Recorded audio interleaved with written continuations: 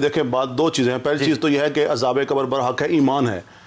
لوگوں کو یہ بتانا چاہیے کہ یہ عذاب ہوتا کیوں ہے. میرا خیال وہ جو وجوہات ہیں وہ ڈسکس لوگوں کو یہ بتانا ہے کہ عذاب ہے کہ نہیں. نہیں عذاب تو ہے، وہ تم دیکھیں میں کہہ چکا ہوں حالت میں ہے. سوال یہ ہوگا کہ جسم پہ ہے کہ روح پہ ہے. میں نے دونوں پہ ہے. دیکھیں میری بات سنیں، اس جسم ہے ہی نہیں. جس دونوں پہ ہے. دیکھیں بات یہ ہے کہ جب انسان گناہ کر رہا ہوتا ہے نا تو جسم اور روح دونوں ہوتی ہے. تو یہ کیسے ہو سکتا ہے کہ جناب اس کا مطلب قبر میں جو عذاب ہو رہا ہے وہ جسم پر بھی ہو رہا ہے. جسم پہ بھی ہے، روح پہ بھی ہے.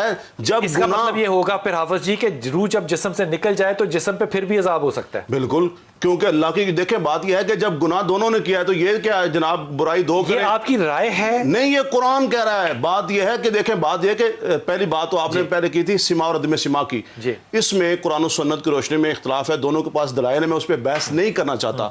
میں عرض یہ کرنا چاہتا ہوں کہ عذاب دیکھیں تین چیزیں ہیں. پہلی چیز تو ہے کہ ایمان کا حصہ ہے عذاب. بہت ساری روایت ہیں. حضور صلی اللہ علیہ وسلم شام کے وقت قبرستان کی طرف نکلے، آپ نے بتایا عذاب ہو رہا ہے. دیکھیں ایمان کا تو حصہ ہے. سر وہ میں نے اپنا موقع پیش کر دیا کہ برزخ کا مطلب پردہ ہے. جتنا قرآن و حدیث نے بتا دیا اتنا ہے، باقی جو باتیں ہیں وہ الگ چیز.